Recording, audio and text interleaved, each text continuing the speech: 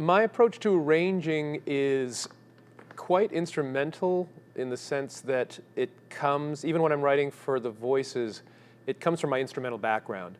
I was a sax player first, I guess, in terms of my jazz perspective. I sang in choirs and played in bands and everything kind of simultaneously as I was growing up.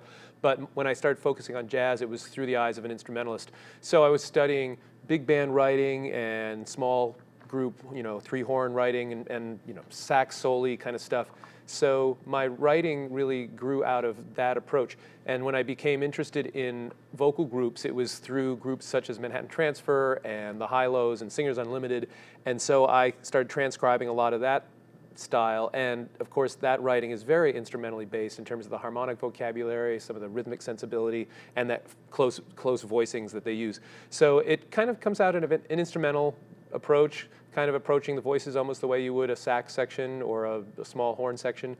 So I think that's kind of the way I approach it. I also, my influences range from traditional jazz to pop music that I grew up with. So there's a lot of variance in terms of the way I approach different songs. Sometimes it might feel very traditional, but other times it might feel like it's being, though it may be a traditional title, I might reinterpret it in more of a funky, dare I say, fusion style. Do we use that word anymore? So that's kind of my approach to arranging. The biggest difference, though, is, in compared to writing for instruments, is that I'm having to really embrace the lyric and make sure that the lyric does what it's supposed to do, both rhythmically and in terms of emphasis of the right syllables and telling the story of the lyric. So you have to really pay attention to that simultaneously. And then the last thing that kind of comes into play is, even though I'm writing in an instrumental style, I'm trying to make sure that the voice leading is really solid so that all the voices can sing it smoothly.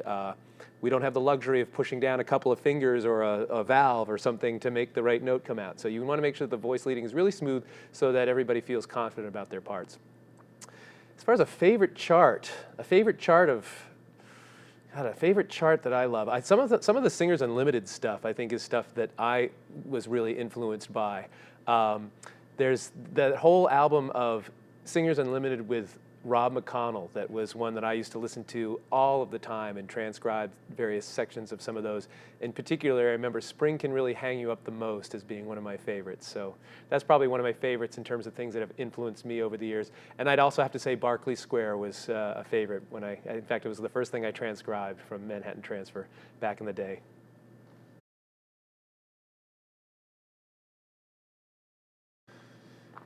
There's always discussion about copyright law and what are the important things to know. And I'd be the first to admit I am not a full scholar on all the ins and outs of copyright law, and I've learned some of the things the hard way, probably. There's two aspects of it that come into play, at least from my perspective. One is that as an arranger, we oftentimes are gravitating, especially in the vocal world, we gravitate to songs from maybe the American Songbook, or you might be writing an arrangement of a Stevie Wonder tune, or somebody else's composition in essence. And so we may do expansive arrangements of these tunes, but at the end of the day, they're still not our songs. And I know over the years, a lot of arrangers have learned that the hard way, not understanding how those rules work. And I was guilty of it in my early days too. Somebody would call me up and say, "Hey, I'd love to buy that chart that you wrote on whatever, I don't know, Ain't No Sunshine, or Ain't Nobody Here But Us Chickens," or something that was written by somebody else. And I'd say, "Sure, send me a couple bucks and you can take it." And then eventually was explained, that's actually not what you're allowed to do, Darmon. That's somebody else's song. And it's like, "But it's my arrangement." "Yeah, but did you write the song?" "Well, no, I did not." And so I learned how the rules work. And it's oftentimes very frustrating because as an arranger, you would love to be able to get your work out there. And if you become reasonably well known, you have a lot of people asking you for these charts. But the truth of the matter is it's not yours to sell or to control. So we kind of go through the frustrations of that, but we understand what the rules are, and we do our best to try to get them published in a legitimate way. That sometimes can be very complicated because the nature of the publishing world is challenging, and that obviously it's a business, and so a publisher needs to feel pretty confident that they're actually going to make some money if they publish your chart. So oftentimes when you're dealing with some of these more advanced vocal jazz charts, they have to kind of grapple with the idea of whether the market is even there enough for them to pay the original composers for a license to be able to publish that chart. So we get into some challenges with all of that, which we're always trying to navigate. The other side of it, of course, is as recording artists, we are now dealing with a very different scene than we did when I was younger, which is the digital revolution. Of course, music can be sent so easily from person to person, copied, downloaded for free, all these kind of things.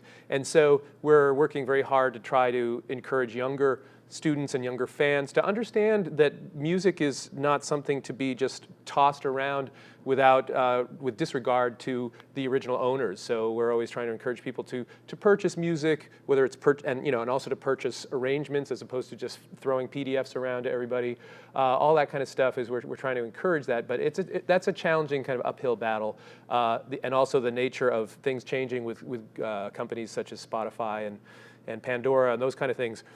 Although wonderful for the consumer to be able to just access just wonderful amounts of music for relatively inexpensive, it does not work as well in favor of the artists who are trying to record music and hopefully sell enough of their recorded music to feel inspired to go back into the studio and record some more music. So those are challenges that we're all trying to navigate. But important things to learn if you're in the music business, and both as a writer, as an arranger, as a recording artist.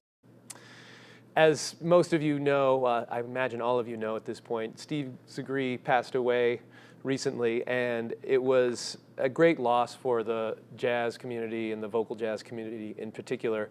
Steve was a good friend of mine and was, interestingly enough, he was one of the first supporters of New York Voices. We first met Steve back in 1988 when he was in New York City just on some sort of business trip, and being the inquisitive, curious guy that he was, he opened up the Village Voice to see what was going on and saw some new vocal group that he'd never heard of playing at some little divey club down in the Village.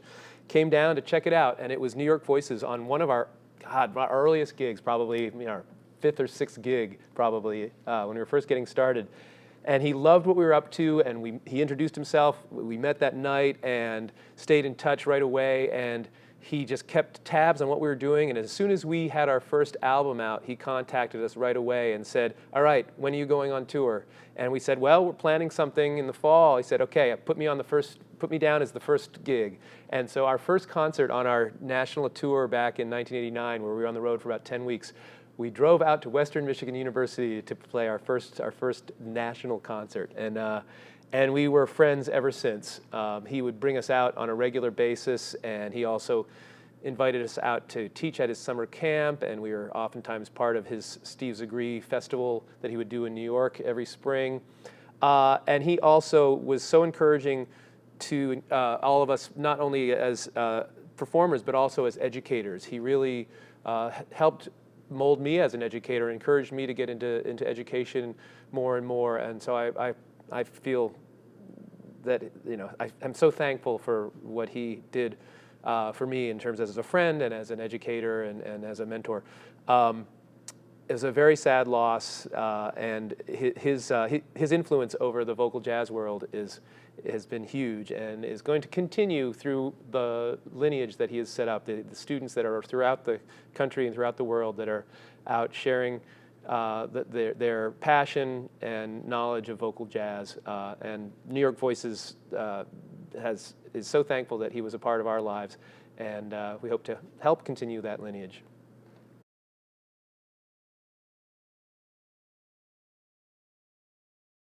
Vocal improvisation comes up as a topic all the time, and how to approach that as a vocalist. My perspective, of course, is very very influenced by instrumental jazz. As most of you know, I'm a saxophone player as well, and so my improvisation skills as a vocalist grow directly out of having played the tenor sax, or whatever sax I have in my hand, for many, many years. I learned the vocabulary as a sax player and very quickly realized that I enjoyed trying to take that vocabulary and sing it.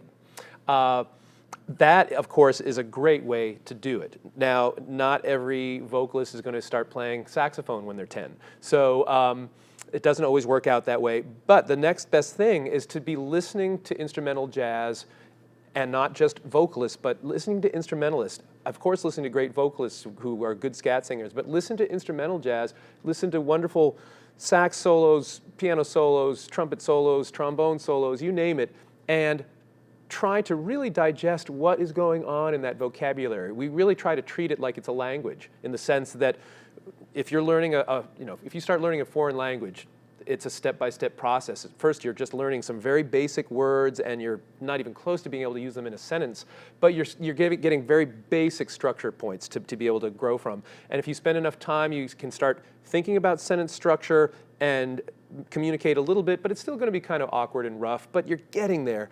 But if you then do it long enough, and then let's say you go and immerse yourself in a foreign country and you really speak that language for months and months, you get to the point where you go, wow, I am really speaking this language as not just a way to communicate, but I feel creative in this language, I feel expressive in this language.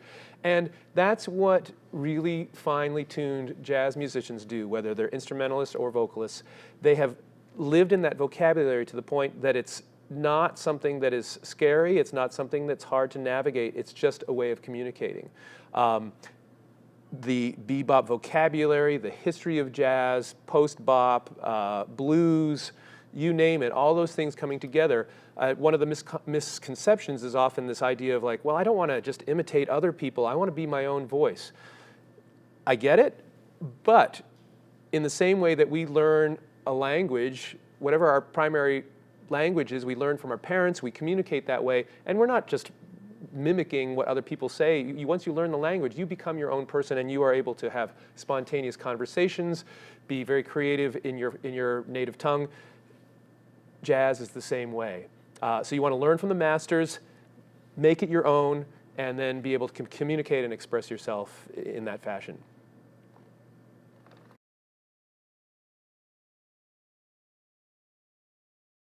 Oftentimes, people ask, how do I start a career in jazz? And that is oftentimes one of the hardest questions to really talk about because it is so unique from person to person. Everybody's story is different, but you'll find common threads. Of course, being well prepared, feeling really skilled in your instrument or voice, having good technique, being able to express yourself musically, really refined skills, that's sort of a given. Of course, that's important. But living in the genre, really listening to the idiom and really feeling like you have a clear understanding of what has been done before you, the history of the music, and then finding ways to then take it someplace new. Having your own voice. You, of course, want to imitate as you're developing and use that as your way of finding a voice. But then eventually, you want to figure out how to be your own musician so that you have a voice that sounds unique, that therefore intrigues other people to want to come hear you, whether it's singing or playing or writing, whatever it is. Being able to play well in the sandbox with others. Being able to communicate well. Being able to work in an ensemble well, enjoying the process of collaborating, understanding the process of compromising, all those kind of things, especially if you're going to be in a group. All those kind of things are important.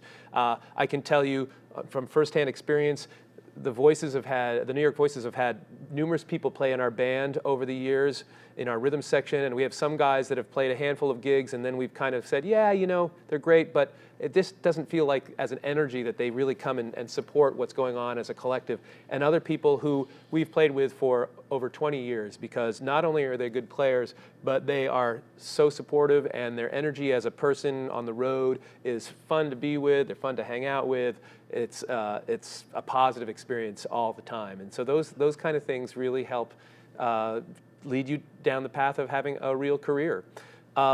Flexibility in the sense of, it's important to have a focus, know kind of what you think you want to do, but also be ready for some new opportunities to come at you that might not be what you were thinking. In my case, when I was 21 years old, I had no idea I was going to be a professional vocalist. I thought I was going to be a jazz sax player. I had no idea I was going to be in a vocal group. Those things evolved during my early 20s as different opportunities sort of panned out. And as they did, it gave me, I felt very excited to finally feel like I had something that was somewhat unique and allowed me to be a sax player and a singer and an arranger and a band leader and collaborate with others, you know. So that's an example of just sort of kind of being focused, but also kind of seeing what opportunities unfold as you go.